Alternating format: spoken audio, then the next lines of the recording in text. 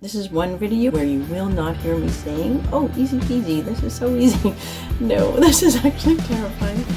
Hello everybody, welcome to Catherine Sews. Thanks so much for joining me today. My brother has bought this beautiful linen jacket, but the sleeves are too long. And they are functioning buttonholes, meaning that they are cut open and you can undo the buttonholes. So how do you shorten sleeves like this? We can't just shorten it from the bottom. It's impossible because the buttonholes are cut.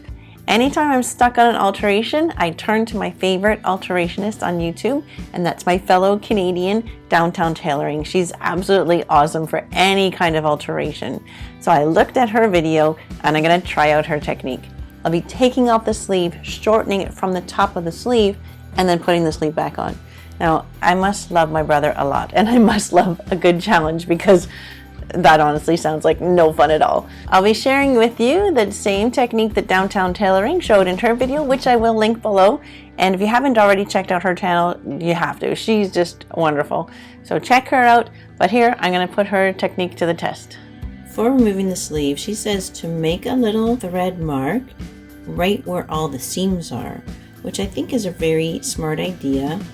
So just sewing one way and then back. I'm not going through all the layers here, just the outer layer. And she does the two sleeves in two different colors of thread, which I really thought was smart. So this is to ensure that the sleeve goes back on in the same way that it was originally set.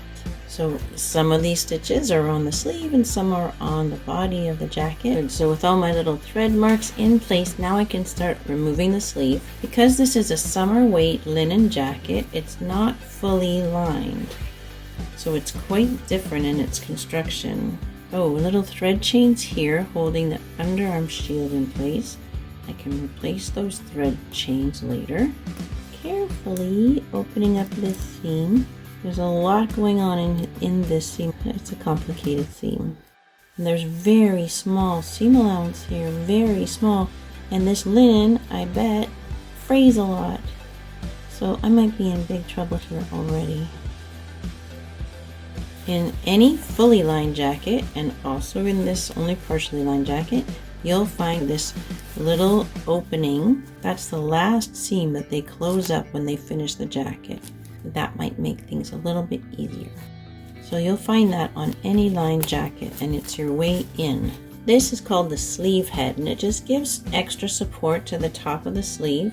There's a shoulder pad in the body here. I'm hoping I don't have to take all that out, but the sleeve head obviously has to come out. So, of course, I realized that I did not need to take off the underarm shield here.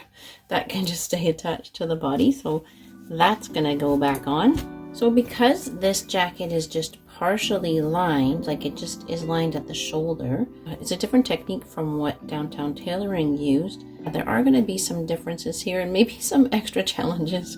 I guess we're just gonna figure this out. Yeah, it'll be okay, don't worry. So I've got both sleeves off. The next thing to do is find the seam that's the front seam. The one with the buttons is the seam for the back. So I'm going to be opening up the front seam so that the cap of the sleeve can open up and lay flat. So I'm going to just be unpicking both the lining and the fabric, maybe about 2/3 the way down that front seam. Oh, it's sewn with a chain stitch. So if that's the case, I'm going to go where I want that opening to start, about 2/3 of the way down, and kind of cut that chain. I can pull the thread, so that makes unpicking a lot easier. On the lining, the thread stands out a bit more clearly, so you can probably see as soon as I cut that chain, it just comes out. With both sleeves opened up and the lining opened up, I'm just going to take these both to the iron and press that flat. It's going to be a lot easier to work with if I just flatten that out. So my brother needs these shortened about 1.75 inches, but honestly, I'm just a little chicken. I'd rather make them 1/4 inch too long rather than 1/4 inch too short. So I'm going to go with 1.5 inches. And at the lowest point down in here, I'll mark also 1.5 inches. Now, she makes a very good point. You're not taking off 1.5 inches all the way around because we don't want to lose width. We only want to lose length. Once I've got the high point and the low point marked, I'll take the other sleeve to use as a pattern to draw myself a new line. So you can see that off the sides, very little is coming off. It's just coming off the length of the sleeve. So I'll draw that line, separate them, good. And now pin them back together with this one on the top, and then I'll cut out both together. And I'm also making sure that the seam on one sleeve is lining up with the seam on the other sleeve. My thread marks are falling right together. Check here to make sure that the lines are matching up there at that seam. Here we go, no problem. It's gonna be fine.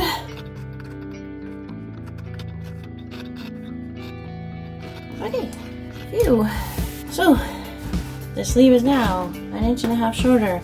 All I need to do is put it all back together. No problem.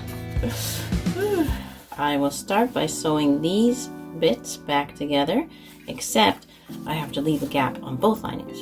And while I was at the iron, I actually replaced the original, like there's like a tricot interfacing fused on, and where it got cut off, I replaced it with, I've got this like knit stay tape, so that's kind of nice just to give it the same kind of stability that it had in the original.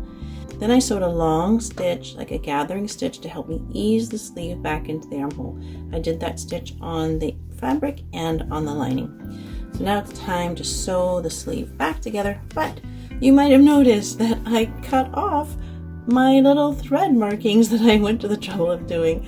I only have one left on the sleeve and one left on the jacket, which will probably be enough, but please learn from my mistakes and extend those in before you cut them off. That would be better.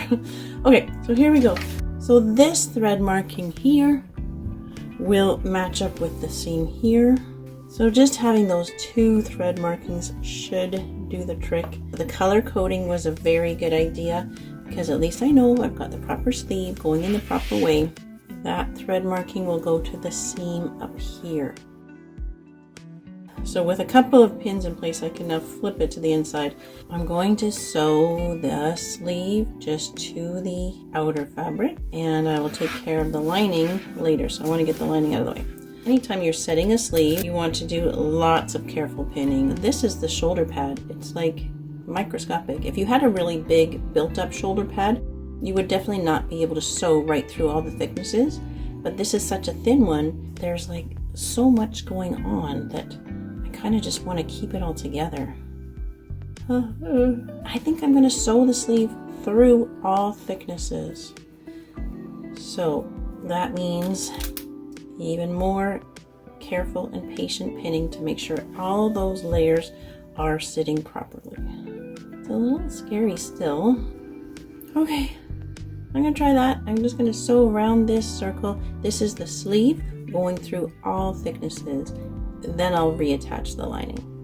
Oh, and I can't forget the sleeve head has to get in there as well. I think I'll do this after.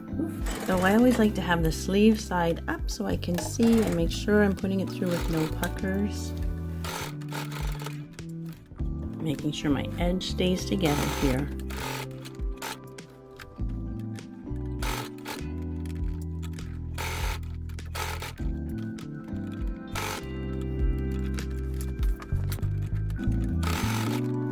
That looks beautiful. Look at that. Nice. Good. There's the seam lining right back up with that original thread marking. So just having the two of those was enough, thank goodness. So now I can pull that out very easily. So now the sleeve head has to go back in. You want to line up the raw edges together and have the sleeve head extending into the sleeve. That's its whole point, is to give support to that sleeve.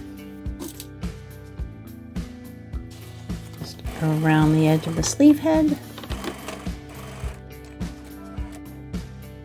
You want to have always the seam allowance coming out to the sleeve. Can you see the difference that that makes? That's where you get a little bit of lift in the cap of the sleeve. If the seam allowance is going toward the body instead of toward the sleeve, it looks totally terrible. So you always want to flip that seam allowance out, and then you get that nice lift in the sleeve. That looks bloody good, I have to say.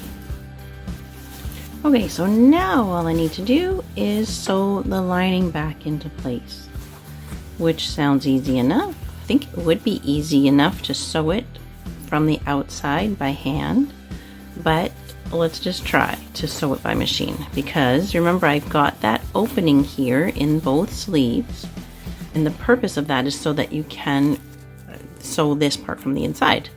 So let's just try, just kind of sliding my hand in and feeling those two seams. The two front seams are together, the sleeve is not twisted, right? If you do twist the lining, you just really can't even get your arm through the sleeve. There's this front seam of the lining. I'm going to sandwich the whole seam in between there and the seam of the sleeve. So I've got these two seams right side together.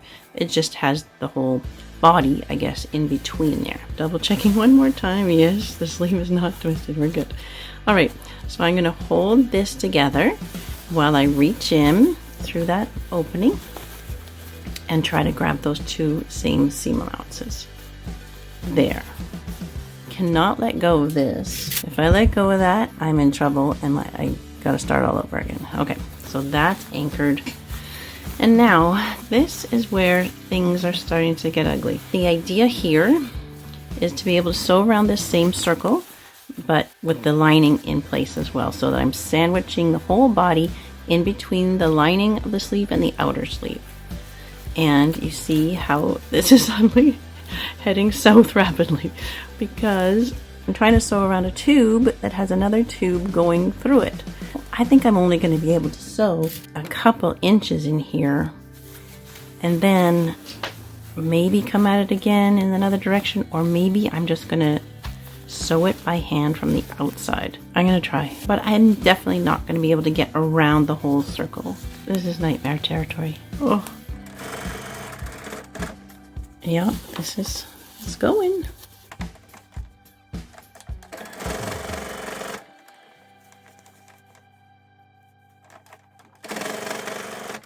Oh my gosh, I'm gonna make it all the way around. I can't actually believe it. I actually can't. Oh my goodness. Flippin' nightmare here. Oh, that's around the circle. Yay! Look at this craziness now. So now I should be able to just pull it out of that opening in the sleeve lining. Oh my gosh. Okay.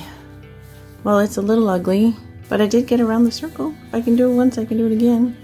Back in we go, a little closer in. Well, I'm gonna do it again without a camera in front of my face. Okay, so I survived. It's all done, and you know what? It actually wasn't anywhere near as bad as I kind of expected it would be. It was actually fine. I would do that alteration again for somebody that I loved. So the shoulder came back together just so nice. That just looks like, honestly, if I didn't know I did it, I wouldn't have thought anything was done to it. It just looks the same. It looks beautiful. I did go over the inside of the lining again, closer in, just so it looks good on the inside too. I just needed to get the camera out of my face before I could do that really accurately. It's great that I didn't have to do anything, of course, to the bottom of the sleeve. I did phone around to different alterationists. They said that the buttonholes would end up being right at the bottom of the sleeve, so they would just make a little hem like that. Well, that's no good. You don't want those buttonholes right down at the bottom. You want it to look like a proper jacket sleeve. And they would have charged anywhere from about $45 for that to $125 for what I just did.